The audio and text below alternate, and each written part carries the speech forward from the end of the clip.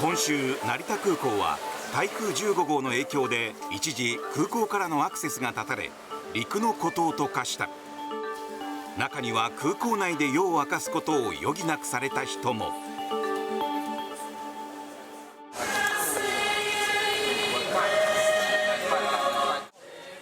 美声を響かせたのはスロバキアから来日していた高校生の合唱団だ。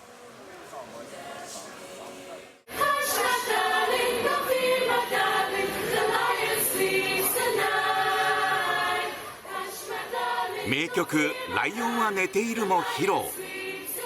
自分たちも空港で足止めされていたにもかかわらず疲労が隠せない客を見て元気づけようと即興で歌を披露したという。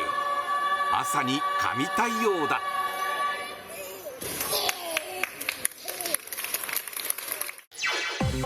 イギリスでは離陸直前の機内で乗客が足止めされていた。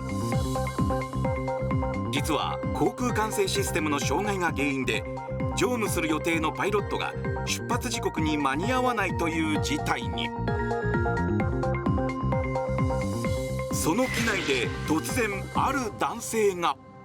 妻と息子を3人で搭乗しています。息子は眠ってくれているといいのですが。そして次の瞬間、男性が語ったのは。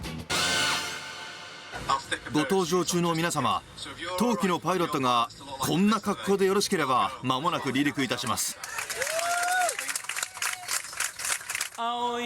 実はこの男性、休暇で旅行中のこの航空会社のパイロットだったのだ。飛行機のダイヤが乱れていることを知り、念のためパイロットの免許証を持参していたという。そして混乱する空港で会社に電話をかけた。助けがいるならいつでも言ってくれ。ちなみに私はぜひとも休暇に行きたい。